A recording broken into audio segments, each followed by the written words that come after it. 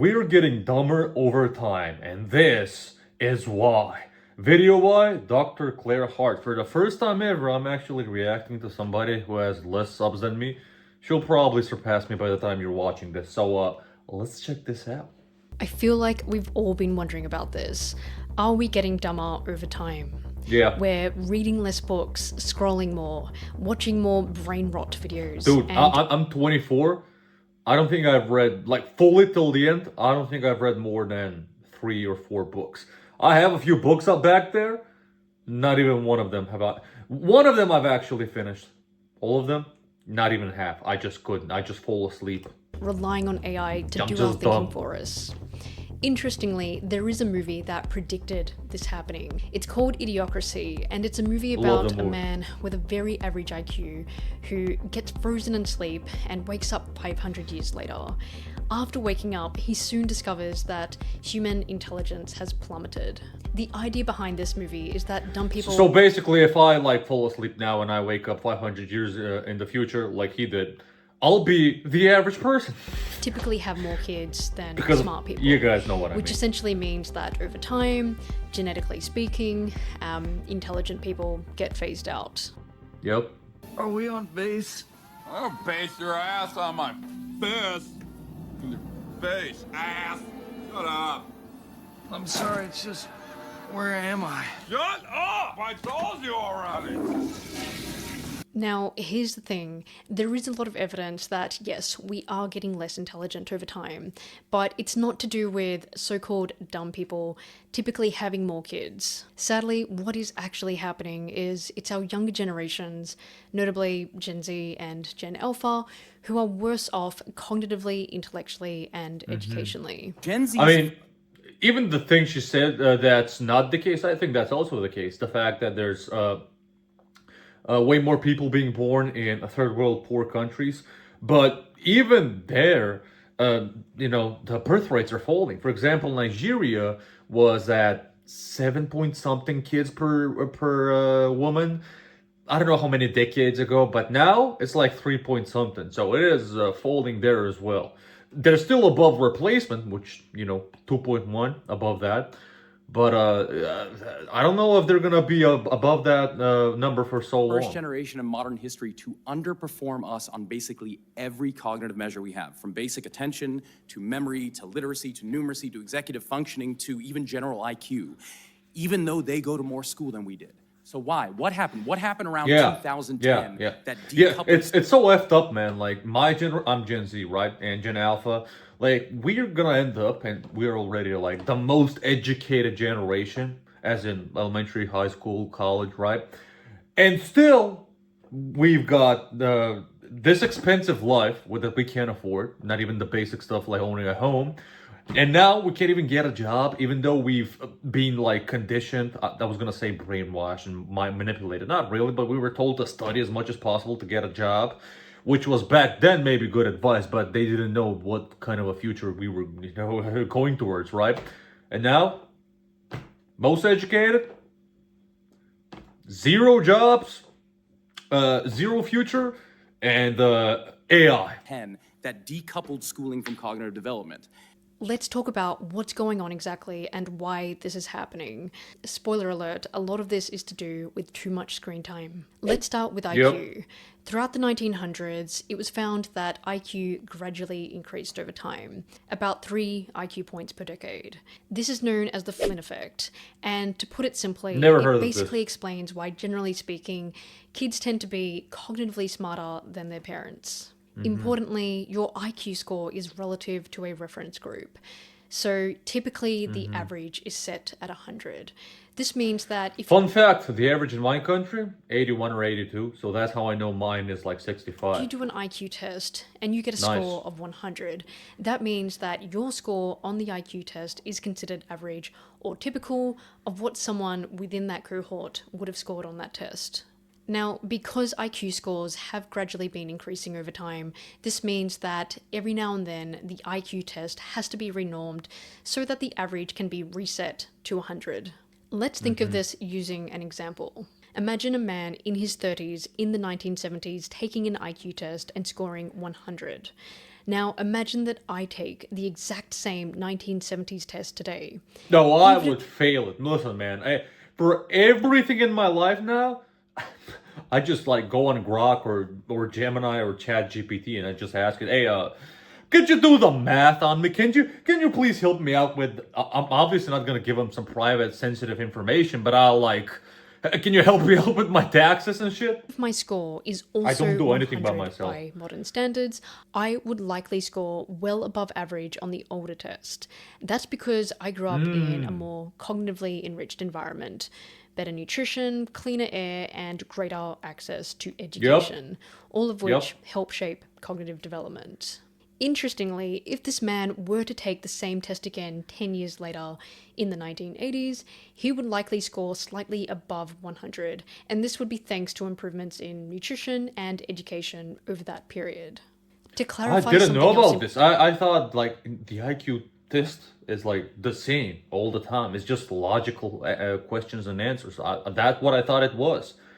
But I guess it makes sense. Like the average 15-year-old now on YouTube can learn basically as much geography, for example, and even more geography, for example, as somebody who went to college and finished college in like the 1950s and learned geography, right? Easily, you can learn way more at a younger age important. just because These of YouTube. increases in IQ weren't for every aspect in IQ. They were mainly Yeah. for non-verbal skills, such as problem solving, abstract reasoning, and pattern recognition. This is Yeah. otherwise known as fluid intelligence.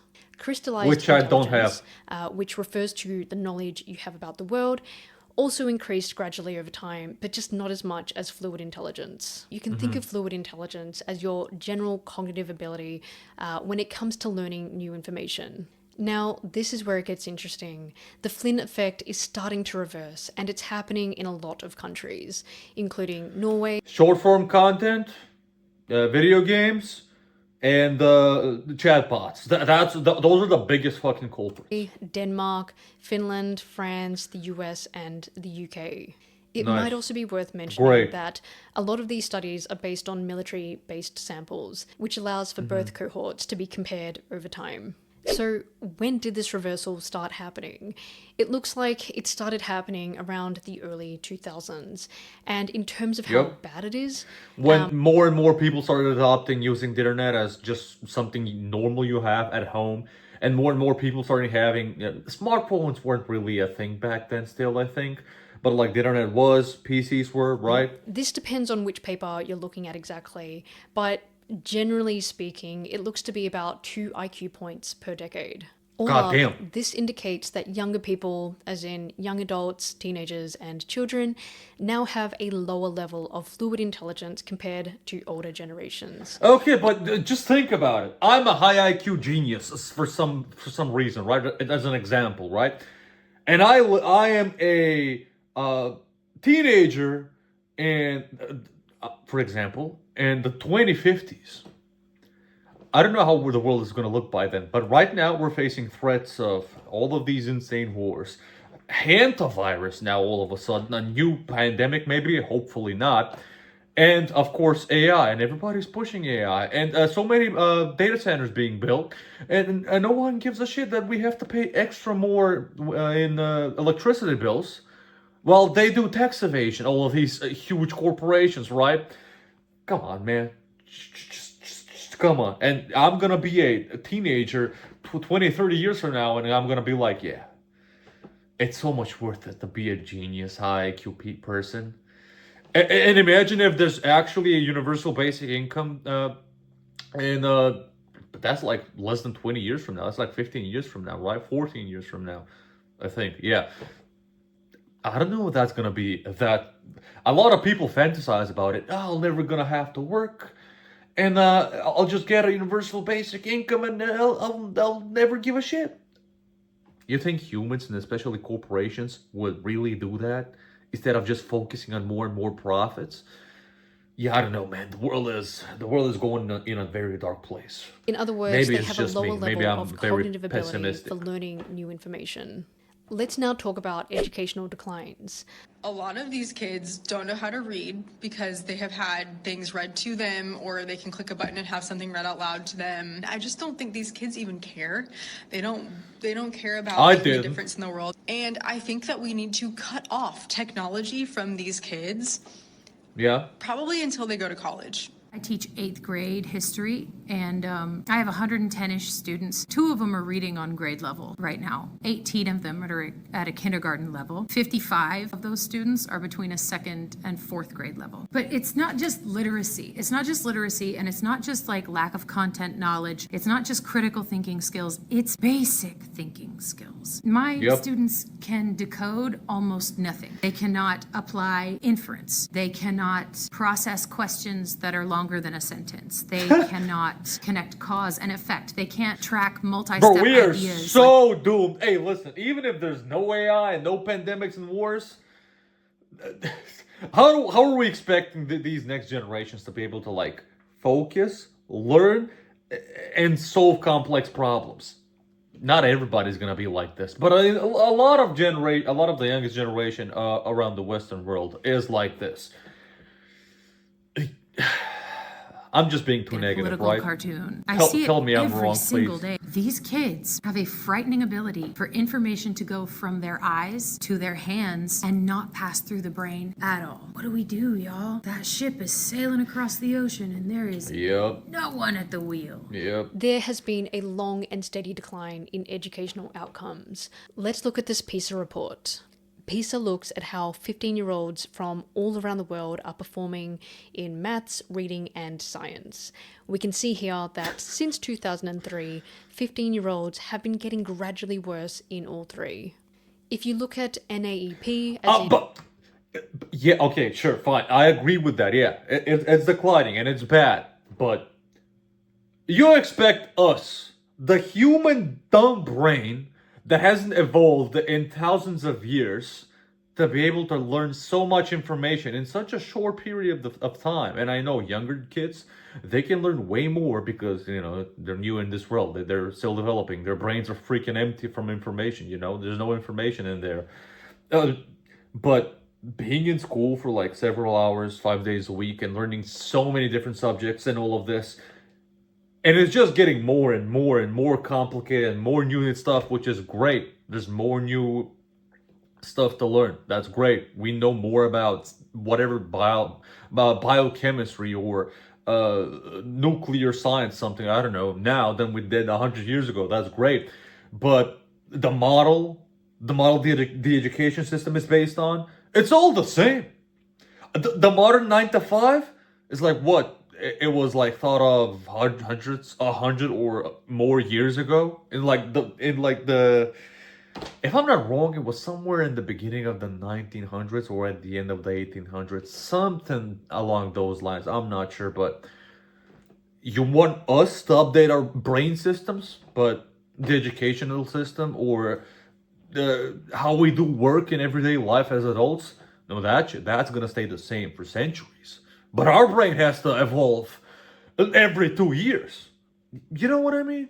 In the US Nations Report Card, we can look at reading and math scores for both 9-year-olds and 13-year-olds. Like, you think the type of math I had to learn in college, and I was in college for 2 years, then I just dropped off. I did finish those 2 years, but you think the type of math I had to learn in college or high school was the same type of math that my grandpa 50 or more years ago studied in high school and college? No, it's fucking not. It's much more complicated now. All show the same thing. There's much more. Since 2012, students have been performing worse on these educational outcomes. So it's pretty clear from the data that children and adolescents these days are worse off cognitively and educationally. Now, let's look at why. It's kids these days getting too much screen time. What's wrong? That's the biggest culprit.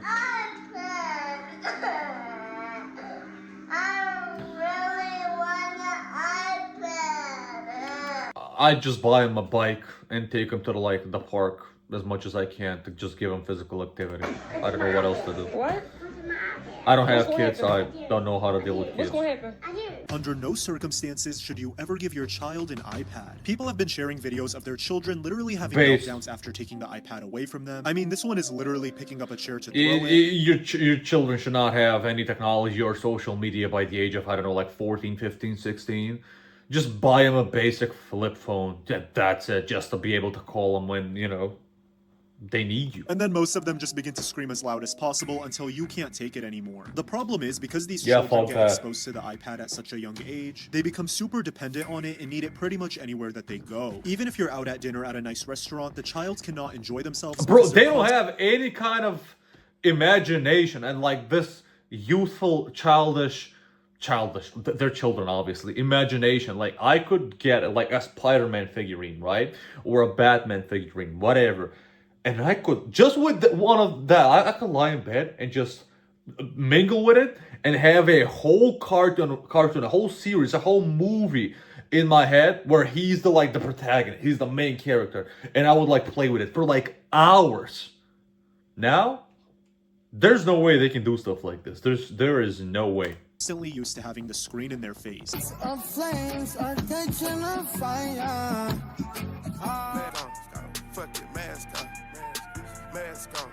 Hell no, if I did that, my dad would slap the shit out of me. It would hurt for 2 days. And if you do brain scans on kids at 3 or 4 years of age who spend too much time on screens, it damages their brains. You can see the brain damage on the brain scans. It's worth mentioning that not all screen time is bad. There's obviously a difference between a kid who is allowed to watch 1 episode of Bluey per night compared to a kid who is simply given an iPad and he is allowed to go to his room. I actually did watch a lot of cartoons. Like I would watch like on some days on like rainy, cold weekends, I would watch cartoons from like the morning till the evening. Lock himself up in there and horrible. In his room, he's free to watch whatever he wants for as long as he wants. In other words, it's the kind of screen time that is unlimited and unsupervised. Now, in terms of unhealthy screen time, let's take a closer look at that. What makes it so bad to a child's development exactly? So first of all, unhealthy screen time is highly addictive. The more addicted the child gets, the less interested they are in healthy, constructive activities, such as playing outside, reading a book, or socializing with family or friends. These are things that are really important for a child's development. So the less the child does these things, the greater the risk of the child being developmentally delayed. Second, language development. I mean, you don't have to be an expert on this. You can just see, are adults like degrading their brains and lives just by using ChatGPT for the last 4 years since it came out? Well, 3 years. I think it came out in 2022 November, if I'm correct. We've degraded a lot just because of that, and we've gotten worse at studying and all of this, right? I'm talking about adults in college. So obviously, a developing child brain would have even worse consequences over that stuff. You know, just think about it. If you never go to the gym, and if you're just at home all the time, what do you think your bodily anatomy when it comes to like muscle size is gonna be? Yeah, it's gonna be fucking horrible. You're gonna be very low in muscle size, and your bone density is gonna drop, and because you're not using your muscles. Same with the brain. The brain is a muscle. You gotta use it every single freaking day. Sadly, I've never used it in my life because I'm probably missing half of it. And now, I don't need to be a scientist. It's very obvious, okay? I can't stand being like just sitting there bored for no reason and without just turning on YouTube. I can't even sleep without YouTube being on, man. I can't. And I'm 24. And yeah, I was born and raised with a PC, with the internet. I had all of that stuff. Not as much as they did right now. Like buying me a smartphone or a tablet or Nintendo Switch at the age of 3. Yeah, fuck that. Fuck that. So it's very obvious that all of these kids are gonna have a lot of I was gonna say mental illnesses. That probably too, sadly. But they're gonna have a lot of issues when they grow up and have to, face the adult life. Because we're already having those kinds of issues.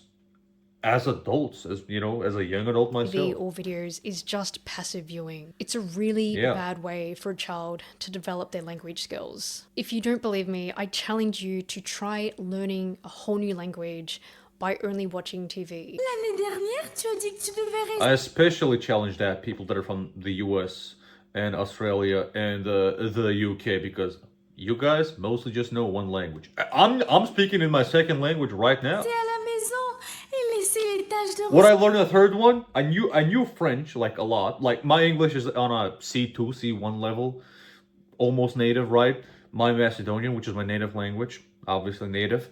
I used to know French to like a B1, B2 level because I like studied it in school for like 8 years. I forgot all of it because I never use it and it's boring.